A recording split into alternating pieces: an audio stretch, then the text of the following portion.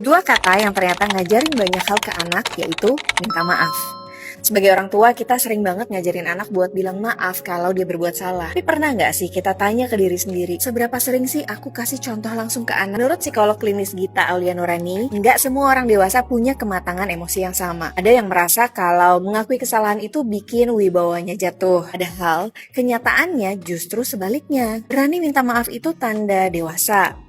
Tanda kalau kita mau bertanggung jawab dan bukan dilihat sebagai kelemahan, tapi kekuatan. Kemampuan buat bilang maaf juga dipengaruhi banyak hal. Di antaranya cara kita dibesarkan, pengalaman hidup, lingkungan, dan bagaimana kita belajar mengelola emosi. Dan kabar baiknya, kedewasaan emosional itu bisa kok terus dilatih kapanpun kita mau belajar. Bagi orang tua, kita punya kesempatan yang besar buat mulai lagi nih dari sekarang. Karena saat kita berani bilang maaf ke anak atau di depan anak, mereka belajar banyak hal penting. Anak tuh jadi tahu kalau berbuat salah itu manusiawi. Kedua, penting banget adalah berani mengakui, bertanggung jawab, dan memperbaiki.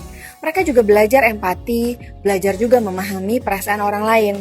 Dan yang paling penting, anak belajar kalau konflik itu nggak harus diselesaikan dengan gengsi atau merasa paling benar. Jadi, setiap kali kita berani bilang maaf ke anak, sebenarnya kita lagi ngajarin salah satu pelajaran hidup yang paling berharga untuk mereka.